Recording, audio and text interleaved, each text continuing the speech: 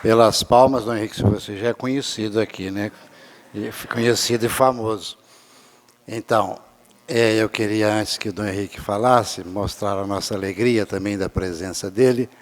Nós o convidamos, ele aceitou, sei que é um sacrifício, sair lá da Diocese Palmares, Pernambuco, vir aqui, mas ele é um homem de Deus, é um homem da igreja, e ele então aceitou esse encargo. Eu já, de antemão, quero agradecer a ele e dizer, Dom Henrique, nós estamos reunidos aqui desde sexta-feira.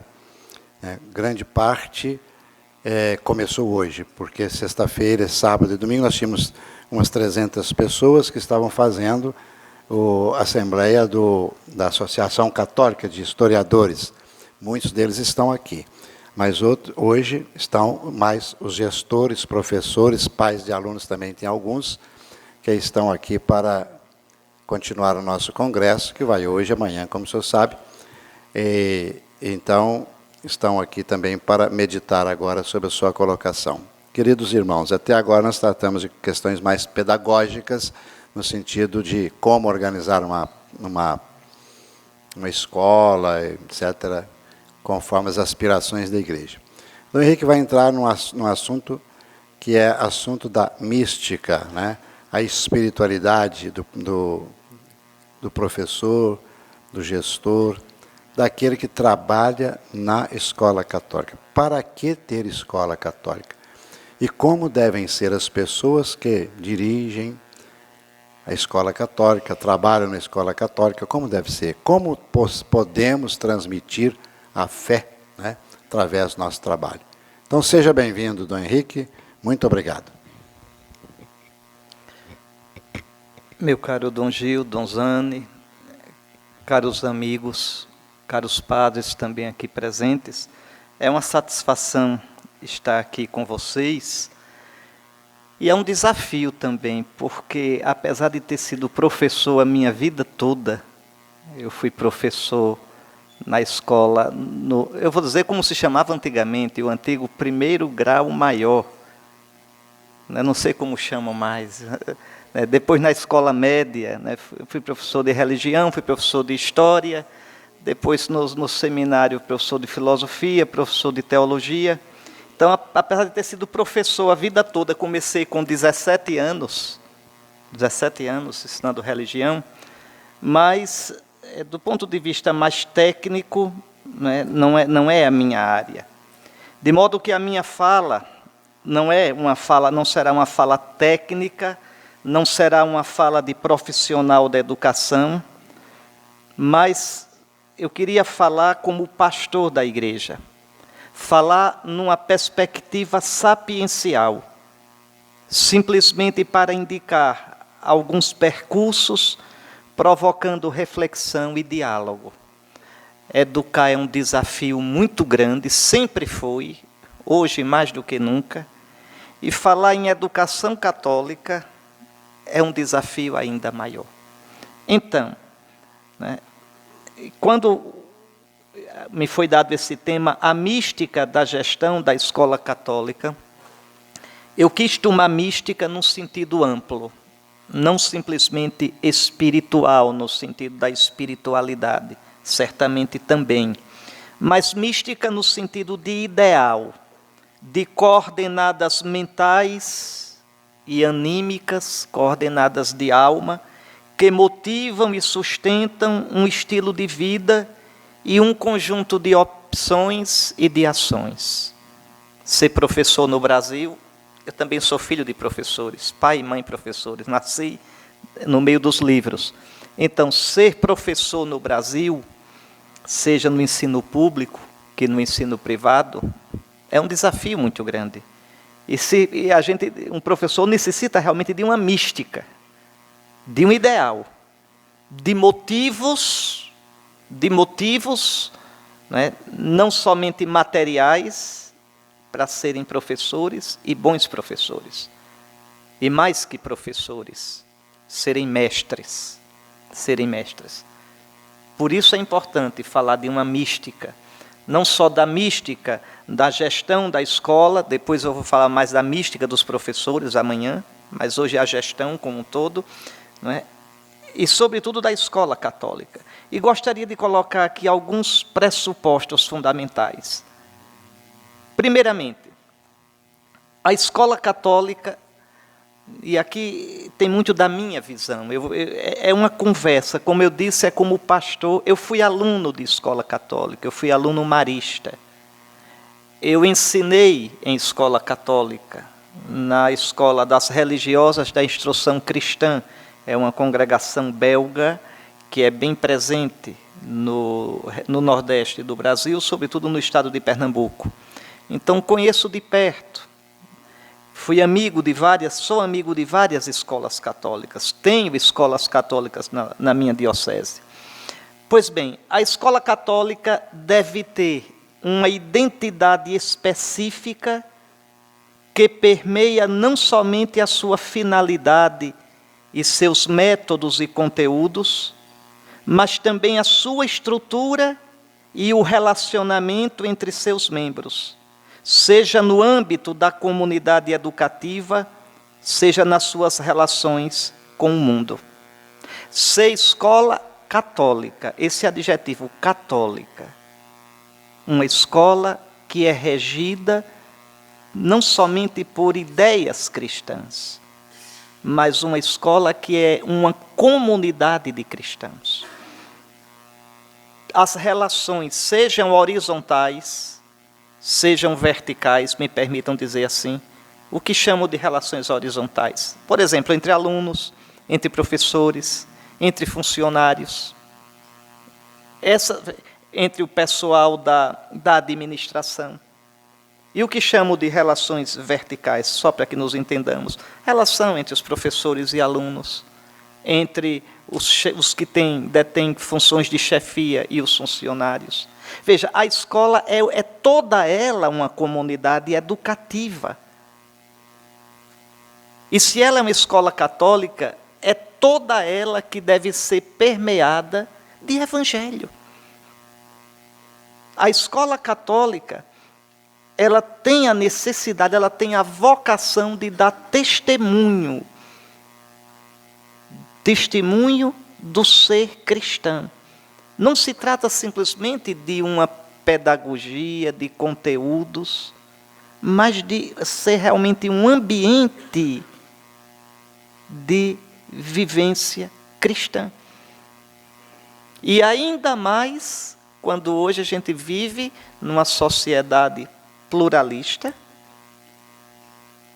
uma sociedade, a escola católica tem no seu seio católicos, não crentes e às vezes até anticatólicos.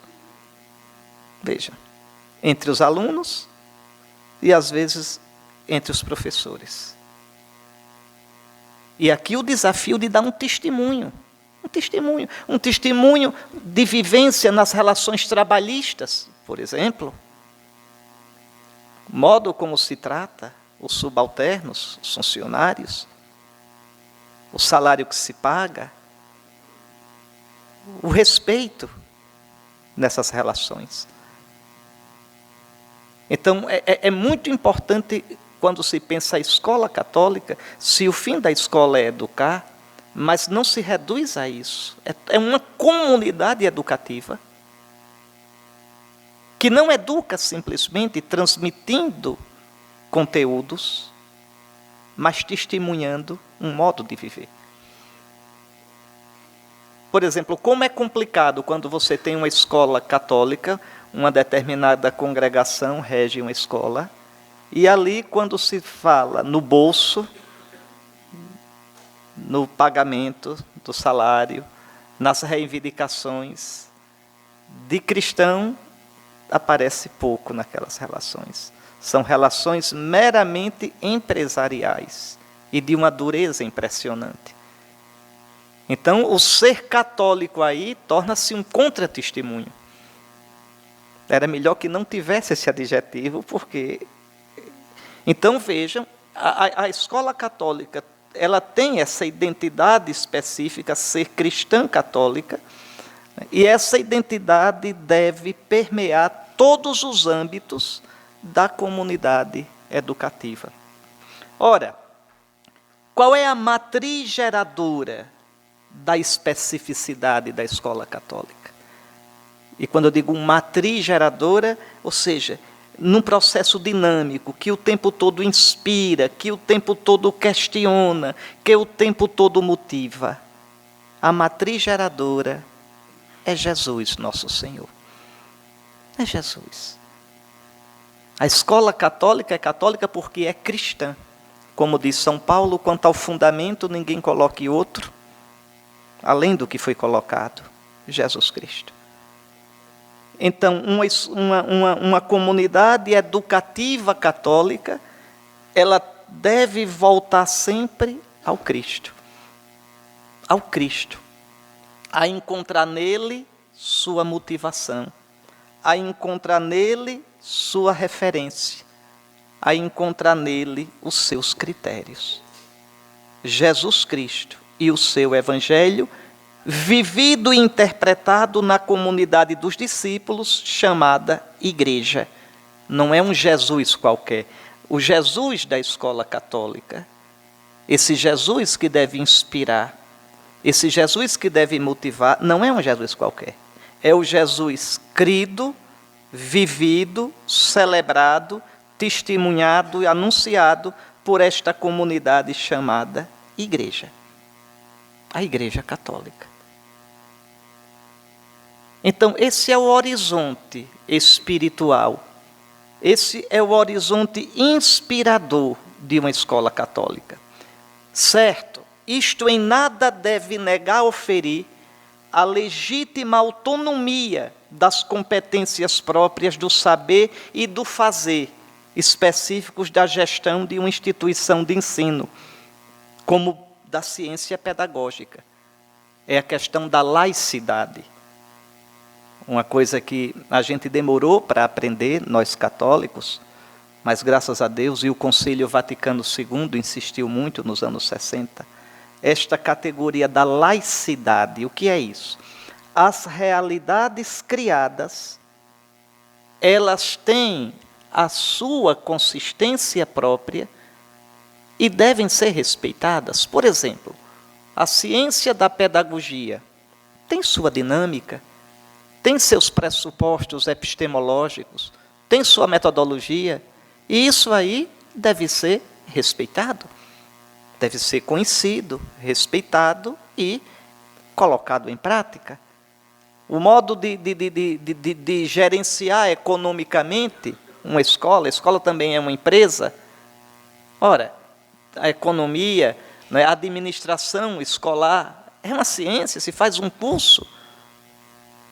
E isso deve ser respeitado.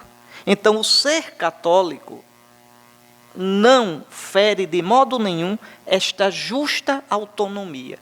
É um conceito que nós temos que ter muito claro hoje na nossa sociedade. O conceito de laicidade. E o conceito negativo, torto, de laicismo. A laicidade aqui, eu entendo, eu me refiro a ela como este respeito.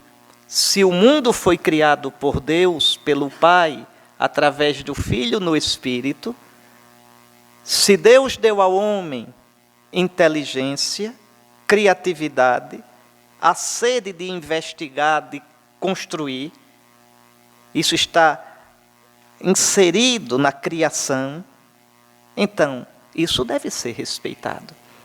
Essas coisas também são sinal de Deus. Essas realidades também devem ser valorizadas. Então, não é porque é católica, por exemplo, como a gente, em nome da fé, querer simplesmente desconhecer todos esses processos.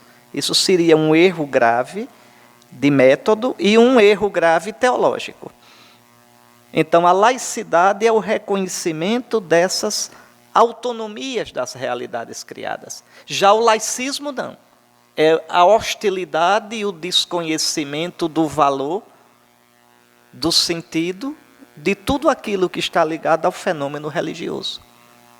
E o querer reduzir, restringir as expressões do fenômeno religioso ao privado. O que é religioso é entre quatro paredes, o que é religioso não deve ter incidência social. Não, isso não. Então notem que aqui há um equilíbrio a se procurar numa escola católica. A identidade católica não se abre mão dela 1 milímetro. E essa identidade é geradora, como eu disse. É uma matriz, a matriz geradora é essa adesão a Cristo e o Cristo celebrado, crido na igreja.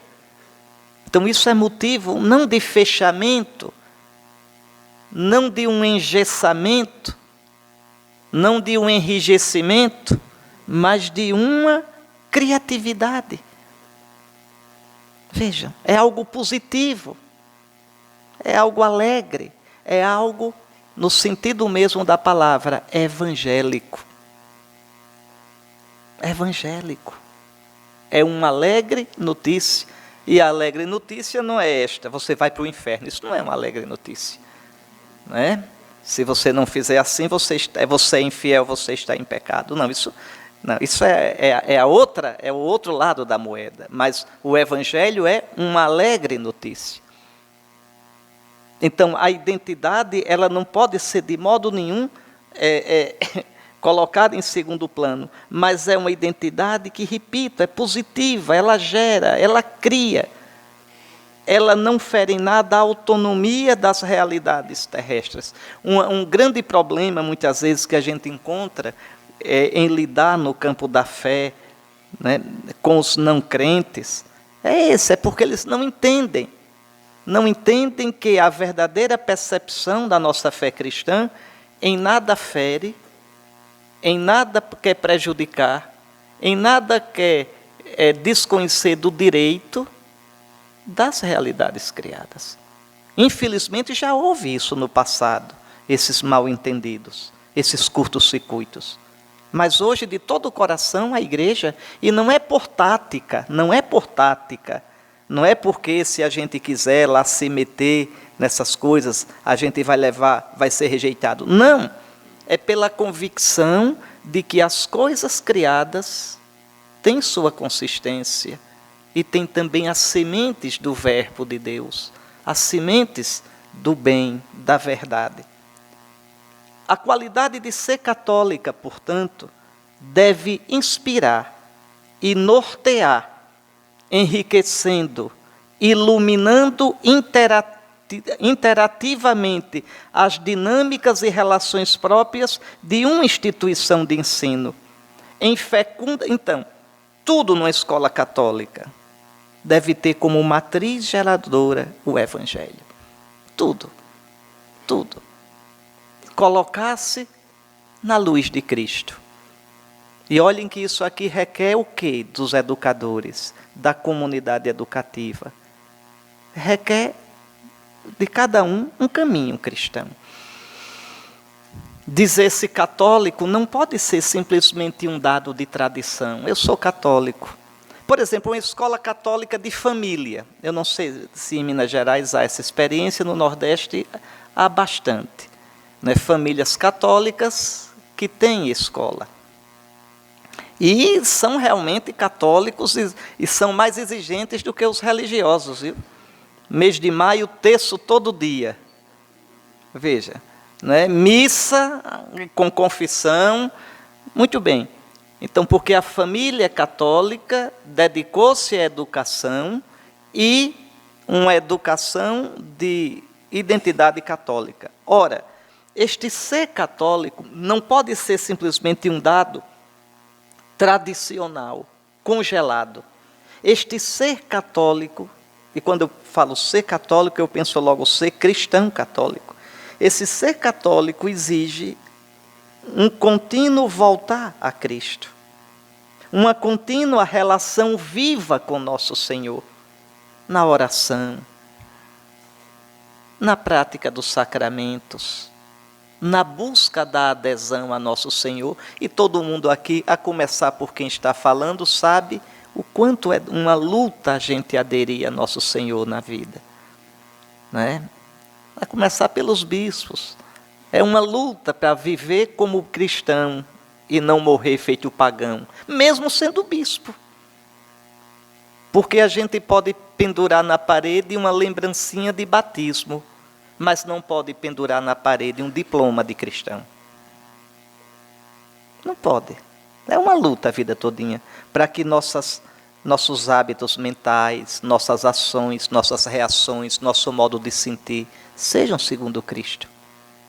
Então, uma comunidade educativa numa escola católica, aqueles que são cristãos, aqueles que são católicos, devem ser motivados e empenhar-se nesse constante voltar a Jesus, num verdadeiro caminho espiritual. Porque é esta relação viva com nosso Senhor que possibilita resolver as tensões da vida. Vejam, tensões entre um mundo que já não crê tanto, ou que pelo menos não dá tanta importância à religião, uma sociedade secularizada que está dentro da escola. Há professores assim. Numa escola católica não tem só professor católico. Não tem só professor crente. Veja, a filosofia da escola, a mística da escola é católica. Claro, e aqueles que ali trabalham devem procurar pontos de contato e se adequar. Se não se adequam, não dá para trabalhar ali. Não dá. Qualquer instituição tem o direito e o dever de ter uma identidade e salvaguardar essa identidade. O professor pode ser ateu e trabalhar numa escola católica. O que ele não pode é fazer panfletagem anticatólica dentro da escola. Isso não pode. De modo algum. Em instituição nenhuma, isso é possível. Mas vejam, por outro lado, a escola deve ser aberta o suficiente para acolher essas tensões e a própria tensão entre o ideal de ser uma escola católica, o ideal de ser uma comunidade educativa cristã e a realidade concreta, social, econômica, política. Veja, o aluno que não paga porque o pai não pode, e o aluno que não paga porque os pais não querem pagar, por malandragem. Por malandragem. Eu tenho uma cidade na minha diocese que as irmãs foram obrigadas a deixar o colégio, a alugar o colégio, simplesmente porque, olha, veja que coisa, os pais diziam, é da igreja, a igreja é rica. E aí não pagam. Quebraram a escola, as irmãs foram embora. Vejam, a igreja é rica e as irmãs têm que ser boazinhas. Então essas coisas acontecem. Você sabe que no Brasil essas coisas acontecem, não estão longe da gente. Então, como gerenciar isso? Como gerenciar a dimensão educativa, evangelizadora, com a dimensão empresarial? Veja, a questão da sobrevivência, de pagar todos os tributos que o governo brasileiro sabe colocar tão bem, e, ao mesmo tempo, pagar, remunerar devidamente e com justiça aos professores e aos funcionários. Essas tensões devem ser resolvidas criativamente à luz do Evangelho. Não existe uma receita. Existe a nossa abertura para o Senhor, a nossa relação viva com Ele. Ser um educador católico exige isso da gente. Exige isso de gestores, de professores, da comunidade educativa. Algumas ideias mestras gostaria de partilhar com vocês. A escola católica educa não simplesmente do ponto de vista pedagógico. Uma boa escola não educa, não deve educar só na sala de aula. A escola católica educa como ambiente no qual os valores são não somente afirmados, mas vividos. Vividos. Os alunos, nossos jovens, nossas crianças poderem ver o Evangelho sendo vivido. Mesmo porque o cristianismo não se aprende em livros. O cristianismo é uma vivência, o cristianismo é uma tradição. Tradição se aprende com aqueles que já têm uma vivência. Veja, Então é uma pergunta que se tem que fazer. Uma escola religiosa, uma escola católica, tem que fazer constantemente, sobretudo naqueles momentos de parada, de planejamento, de revisão. Não é somente fomos eficientes no conteúdo, estamos com a didática em dia, como é que está o aproveitamento, mas é perguntar como é que está o nosso ambiente, nossas relações. Não se trata de companheirismo simplesmente, atenção, se trata de uma comunidade de irmãos. É educativo porque é uma comunidade na qual as pessoas se tratam à luz de Cristo. A gente sempre diz que a família é uma pequena igreja, é a igreja doméstica. Uma escola católica não deveria ter algo de família alargada? Não deveria ser ela também uma pequena igreja? Porque o que é a igreja? Não é uma comunidade de cristãos? Veja, atenção, não é uma comunidade de beatos. É uma comunidade de cristãos. Com todas as tensões, contradições, fraquezas da vida. Mas pessoas que de verdade querem encontrar inspiração em Cristo e caminhar para Cristo. Os valores da escola católica têm como fundamento uma determinada visão do homem, do mundo, da vida, fundamentada em Cristo. Uma coisa que é muito importante ter presente, não é? Se educar supõe uma antropologia, supõe uma visão do homem, do ser humano, para a escola católica, a visão de homem é aquela visão cristã. Aquela visão cristã do homem que tem uma dignidade, porque é a imagem de Deus, então tem uma dignidade inalienável. Respeita-se a dignidade na escola, não é com medo de um processo por danos morais, não é com medo das leis trabalhistas, não é com medo do escândalo, não é por um motivo de coação. Respeitam-se as pessoas numa escola católica porque elas são sagradas. Elas são imagem de Deus. Aqui está a raiz de todo o discurso verdadeiro, consistente sobre direitos humanos. O homem é a imagem de Deus. Tão bonito lá no livro do Gênesis, o que Deus diz depois do dilúvio: eu pedirei conta da vida do homem, porque o homem é a imagem de Deus. Aqui sim, esse lastro é seguro para se falar em direitos humanos. E para nós cristãos, não só a imagem de Deus, mas a imagem de Deus em Cristo. É Ele a imagem do Deus invisível. Quando a gente lê o Gênesis, Deus criou o homem à sua imagem, a gente não sabe direito o que isso significa. É preciso esperar o Cristo. Ele é a imagem do Deus invisível. Então, todo ser humano tem como protótipo, todo ser humano tem como modelo o Cristo Jesus. E, de fato, ele diz: o que fizerdes ao menor dos meus irmãos, a mim o fizestes. Então, vejam, relações, né, baseadas, veja, numa antropologia verdadeiramente cristã. Cristã, que respeite, né, a pessoa na sua diversidade, na sua criatividade, nas suas necessidades próprias. Veja, não é fácil, no mundo que prima pelo imediato, no mundo que prima pela qualidade total, por resultados, não é fácil. É aquela briga entre o feijão e o sonho. Não é fácil. No entanto, devemos sempre tender para isto. Voltar sempre a nosso Senhor. Nunca se envergonhem do Evangelho. Nunca duvidem da força transformadora do Evangelho. Basta que a gente se abra para a graça. Basta que a gente teime em sonhar. Nosso Senhor não espera que sejamos impecáveis, mas nosso Senhor espera que caminhemos sempre, que tendamos sempre para Ele.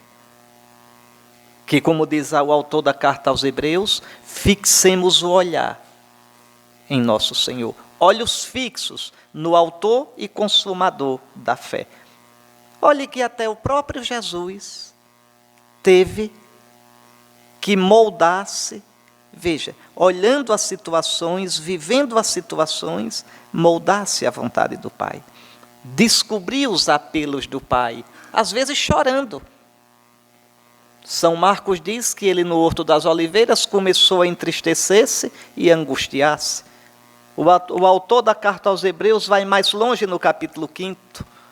Muitas vezes, não uma vezinha somente, nos dias da sua vida terrestre, ele ofereceu súplicas àquele que o podia salvar da morte. A experiência cristã não é uma experiência arrumadinha.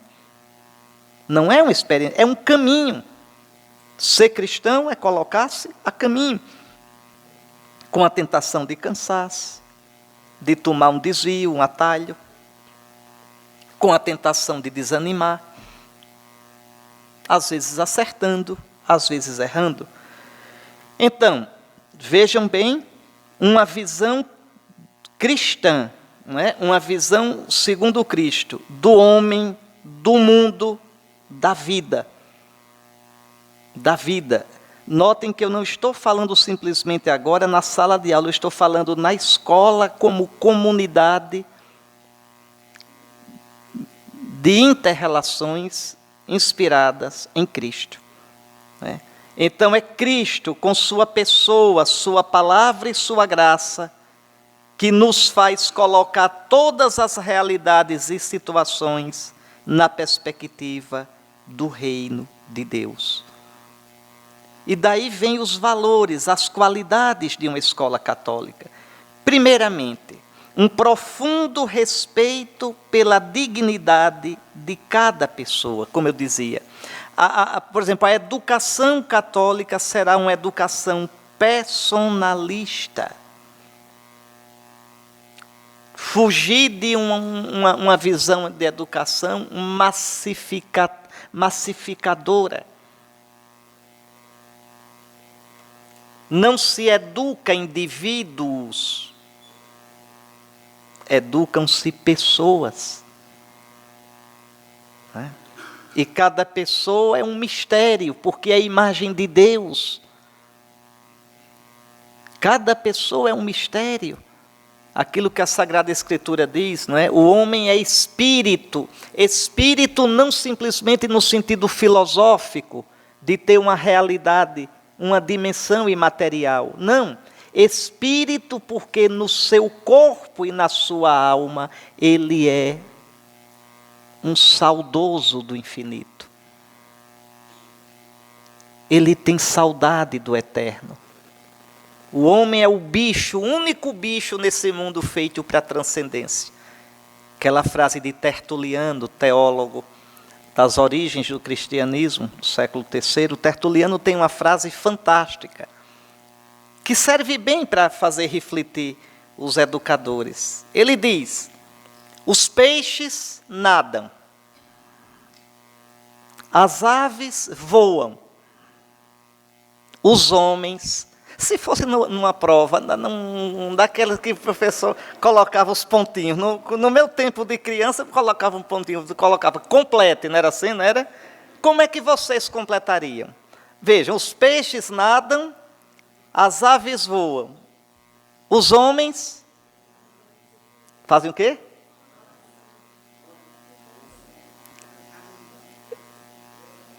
Olhe o que Tertuliano diz. Os homens rezam. Atenção. O que é mais próprio do homem, o que é mais fundamental do ser humano, o que constitui o homem como humano, é a capacidade de levantar os olhos para o céu e ter saudade do infinito. Por isso ele é livre. Por isso ele é racional. Por isso ele pode escolher entre um picolé de coco e um de goiaba, para no fim das contas escolher entre um sim ou um não para essa transcendência. É essa transcendência que é visceral, que é radical no homem, que é constitutiva do homem, que a Escritura chama de espírito. Como diz o Salmo, a minha alma tem sede de vós, minha carne também vos deseja. Essa sede se chama espírito. Então os alunos de vocês, até, veja, como é bonito quando um educador, muito mais do que professor é ser educador, como é bonito quando um educador consegue perceber no comportamento dos seus alunos os sinais dessa sede. Às vezes aquele menino insubordinado, aquele menino que não quer estudar, aquele menino que desafia o professor. Isso pode ser visto simplesmente como um dado negativo, a ser reprimido, coisa pior ainda, ou a se olhar que sede está sendo. Vocês imaginem que até quando roubam o dinheiro público, isso mostra uma sede, uma insatisfação, querer sempre mais. Agora, está querendo matar a sede, não somente na fonte errada, mas pegando a água alheia. Entende? Mas veja, é sempre uma sede. É sempre uma saudade. Então, veja, uma visão cristã do homem sempre terá claro isso, não é? Que o homem é imagem de Deus, que o homem é aberto para o infinito, que o homem é sagrado. Olhe que aventura impressionante para um educador católico tentar encontrar modos e palavras de despertar a consciência dessa sede nos seus alunos e estabelecer um diálogo com ele. Aliás, é impossível hoje, no mundo da subjetividade, é impossível um processo educativo, é impossível um processo evangelizador se você vem com conceitos já prontos, como uma tampa de panela. Não, você tem de partir, por exemplo, um exemplo bem simples. Numa aula de religião, se você vai falar de pecado, está aí um tema extremamente antipático. Mas se você vai falar de uma relação de amor e de um não, o risco de um não que eu posso dizer a alguém que me ama, aí a coisa já muda de figura. Veja. Se você vai falar da obrigação de praticar a fé, como é antipático. Mas se você vai falar de uma sede de felicidade, por que é que nada satisfaz seu coração?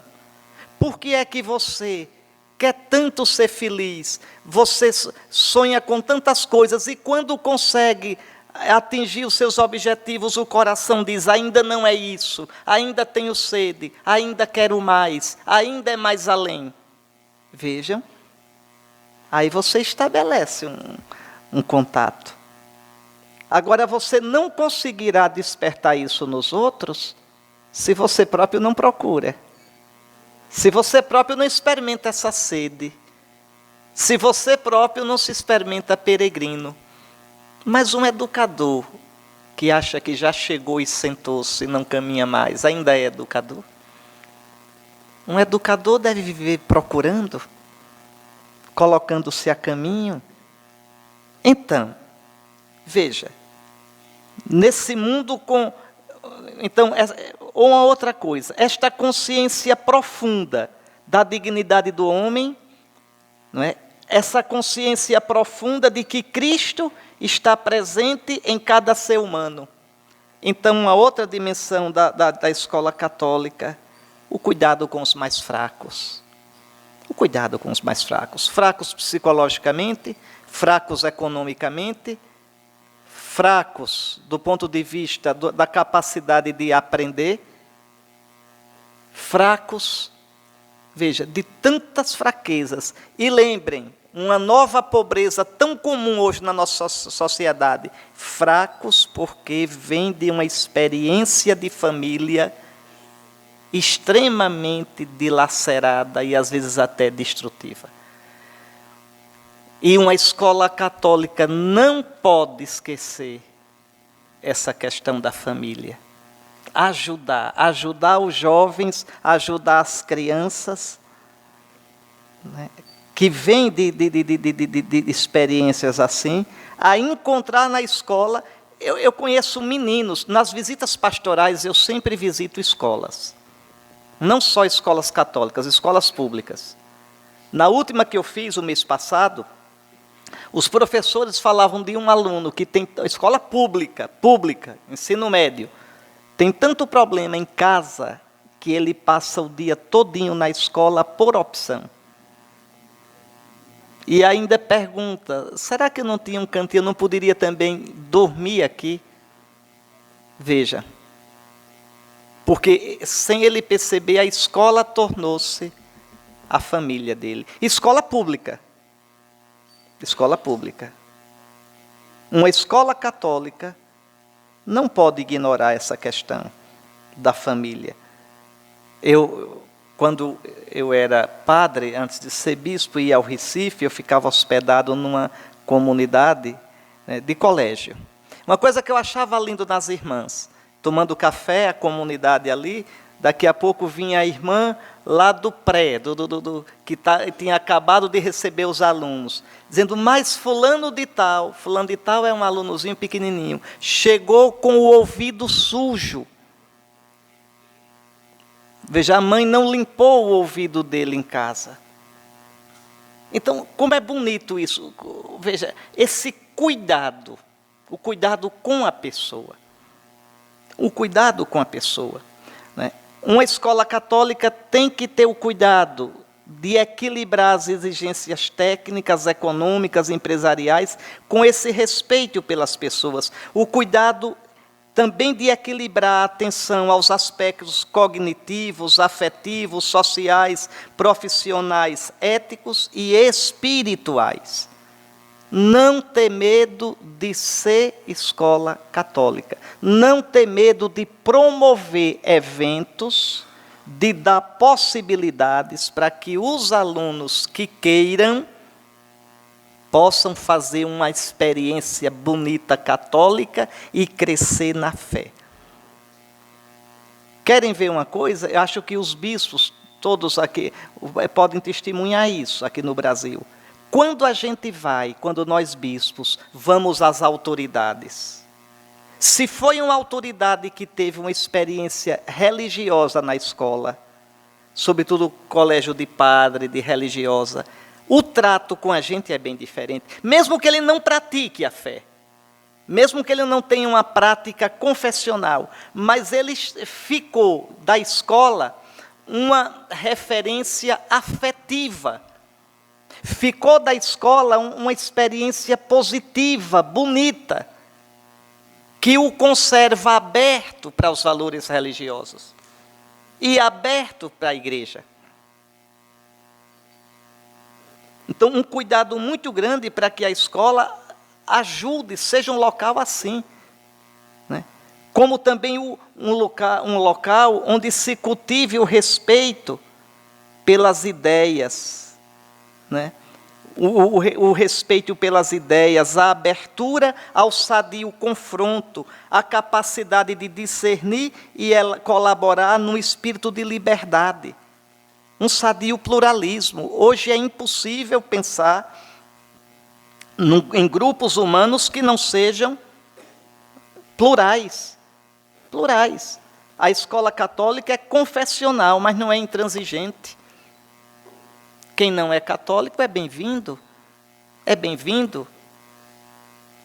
Não vai participar do terço, não vai participar da aula da religião, não vai participar da missa todos os dias, é pela manhã. Mas, atenção, aí você pode dizer, então por que está numa escola católica? Porque a educação não se resume a atividades curriculares ou atividades programadas, mas é uma vivência. é uma vivência. Então, os valores inspirados na fé cristã e na fé católica. Agora, eu volto sempre a insistir. Isso não pode ser um simples, o fazer por fazer, um automatismo, quase reflexo condicionado, mas porque aqueles que fazem essa comunidade, os professores, os gestores, têm uma experiência de fé, têm uma experiência com Cristo. Depois, a escola católica, o cuidado de envolver a família e a sociedade no processo educativo. A família, eu sei que é difícil, porque muitas vezes a família delega à escola uma responsabilidade que é dela. Aqui eu reconheço que nós, bispos e padres, nós agentes de pastoral, precisaríamos nas nossas homilias, nas nossas falas, insistir mais com a família na missão educativa dela. A gente ficou muito calado com isso aí. Muito. Não é a coisa de trabalhar fora, de cada um ter sua vida, e se joga para... Então, quando é escola católica, muitas vezes os pais procuram escola católica com esse pensamento. Quase eu me eximo de disciplinar meus filhos, de dialogar, porque lá vai ter isso tudo. Mas a escola é um prolongamento da família, mas não substitui a família. E para que o processo educacional funcione bem, é preciso a interação, família e escola. É preciso isso. Tá certo? Bom, então viver e administrar desafios e tensões, sempre a partir de Cristo. De Cristo. Uma comunidade escolar que se baseie em valores da fé católica, traduz na sua organização, no seu currículo, essa visão, como eu dizia, personalista.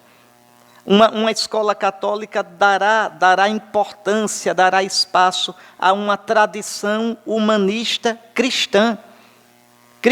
E aqui é preciso treinar professores. Na minha escola média, quem melhor me falou da vida, quem disse coisas que mais tocaram o coração meu e dos meus colegas, não foram os professores de religião. Foi um professor de matemática e um professor de física. Que entre um cálculo e outro, um problema e outro, nos dizia uma coisa que falava da vida. Me lembro, no 3º ano, todo mundo pensando em vestibular, e ele lá, um bom professor, nos preparando para o vestibular, e dizia, gente, a vida não é só o vestibular. A vida é mais que isso. E é interessante, eu fui professor de religião, pois eu lhes digo, ensinei muito mais a educação religiosa quando fui professor de história, também fui professor de história, do que quando professor de educação religiosa.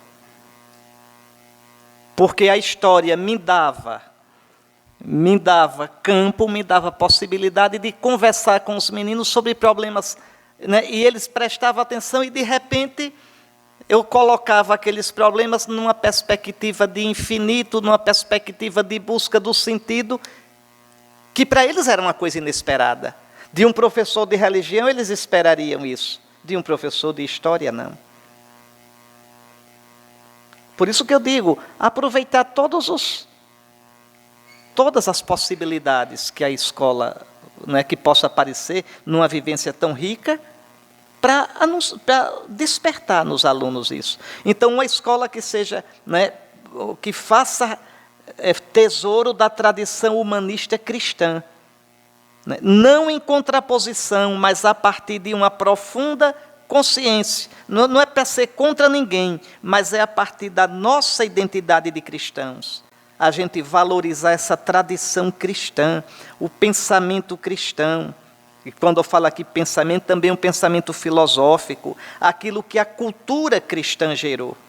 E colocar tudo isso em diálogo com as culturas, as crenças religiosas, hoje tão diversificadas. É preciso evitar o fechamento para o diferente, fechamento para as outras religiões, fechamento para expressões culturais que não são a nossa, como também é preciso fugir, evitar o mascaramento, a diluição da própria identidade em nome do diálogo. Então, a gente, para ser bem moderno, a gente, para dialogar bem, a gente admite na escola manifestações claramente contrárias à nossa fé. Não, de jeito nenhum. Dialoga-se. Aliás, eu só posso dialogar bem quando eu sei quem eu sou. Então, identidade e diálogo, abertura, sem medo. O cristão não é melhor que ninguém, não é pior do que ninguém, mas é diferente. Por quê? Qual é a nossa especificidade? O centro da nossa existência, não é? A matriz geradora, eu gosto dessa expressão, é Cristo. É Cristo, o critério é Cristo. Pronto. Não queremos ser os perfeitos, não queremos ser os modelos acabados, não. Mas nós temos uma esperança. Cristo Jesus, nosso Senhor. Então, não mascarem a fé. Por exemplo, não mascarem, nas aulas de religião, a doutrina. Não se pode, minha gente, confundir aula de religião com aula de humanismo. Não, valores humanos, não. Não existe isso em religião. A religião, a nossa fé cristã, ela é confessional. Doutrina católica. Doutrina católica. Vai quem quer. E mesmo para os que quiserem, se transmite de um modo agradável, positivo e respeitoso. E aí eu sei que vocês têm muita competência com as técnicas, com o que se sabe hoje de pedagogia.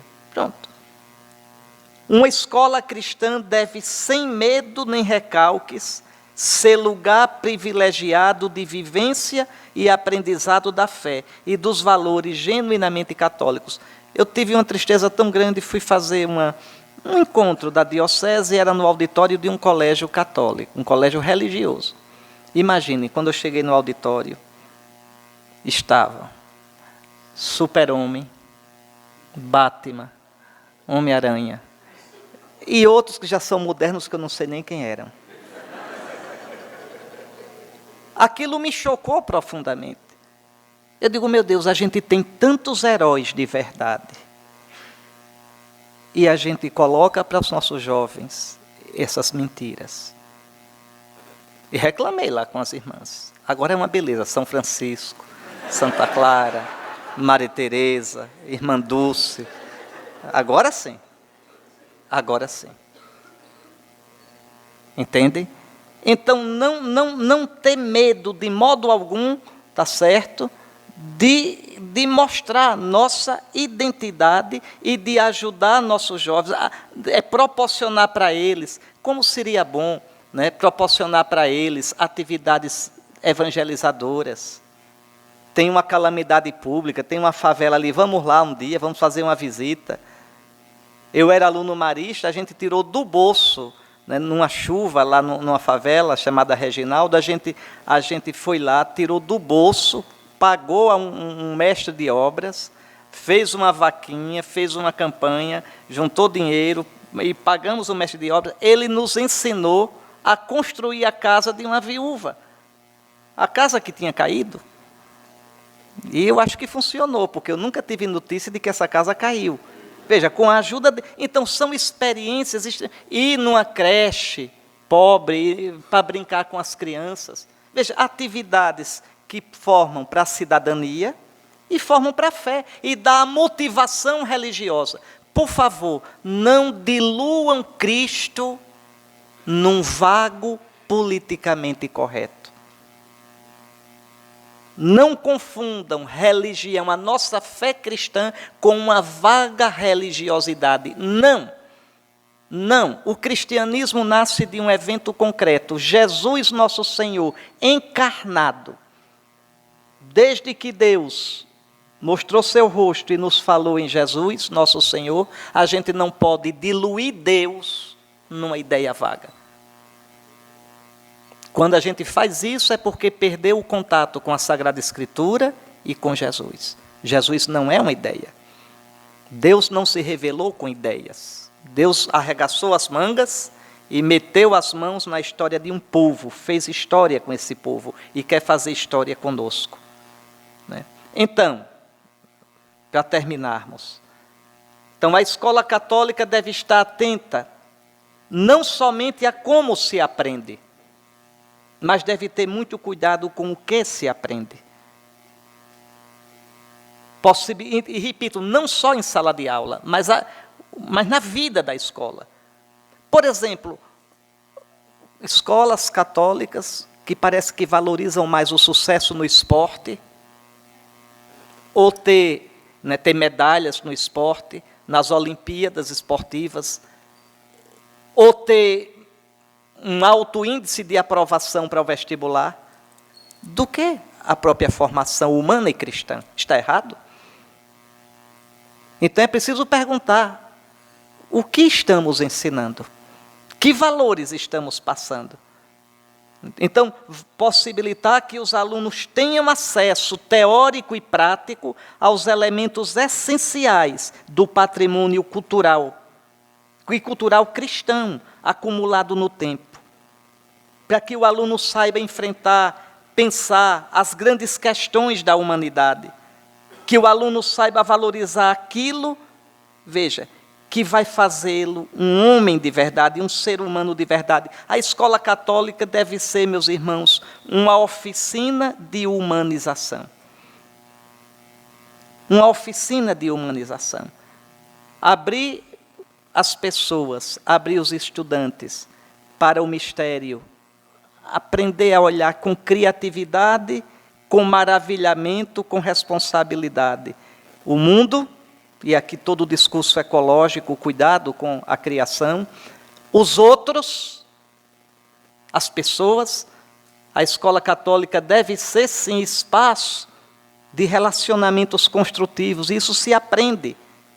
E com o outro, o mundo, os outros, e o que está por trás, aquele rosto misterioso, por trás do mundo e dos outros, o outro. A escola católica deveria deixar inquietos até os ateus. Deixar inquietos, né? Por quê? Porque os ajudaria a pensar nas grandes questões da vida. Isso requer uma maturidade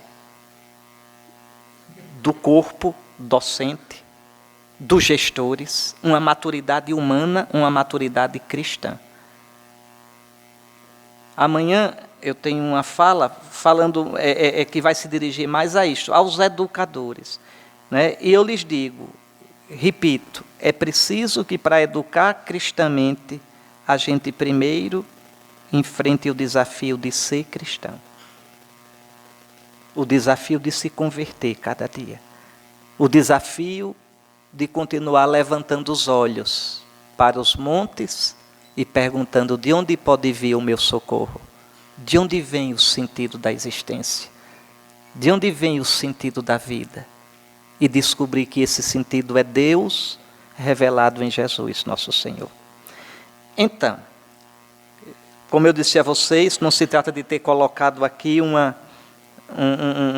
apanhado de conceitos técnicos, mas de partilhar de modo sapiencial, quase exortativo, alguns pensamentos, algumas experiências e algumas preocupações, como bispo, como pastor da igreja. Obrigado a vocês pela atenção.